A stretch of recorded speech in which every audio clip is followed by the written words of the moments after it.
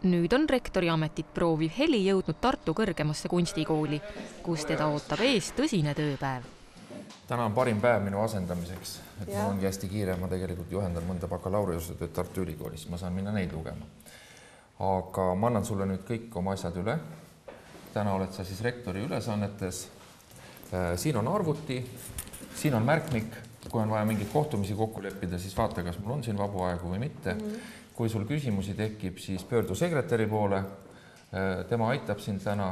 Ma annan sulle uksekaardi, saad liikuda hoonetes, siis ma annan sulle oma telefoni. Kõned vastu võtma. Otsuseid tegema.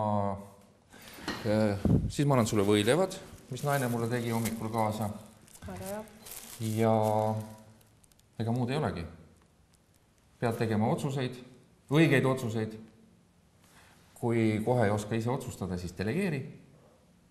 Ja loodame, et sul läheb päev hästi. Võid võtta minu koha sisse. Väga hästi. Ja jõudu tööle. Ma tänan. Pikalt Helil rektori kabinetis sisse elada ei lasta. Sinu tänane päevaplaan siis näeb välja selline, et ehitaja ootab sind Eha tänavas. 11.30 tulevad tudengid siia, tahavad rääkida Peterburi reisist. 12.30 pead sa olema galeriis. Siis on tulnud mõned... Milline galerii? Meie galerii. Mis see kõige kiirem asi siin nüüd on? Kõige kiirem asi ongi see, et õppeosakond tahab sinuga rääkida siis lõputööde ajakavast.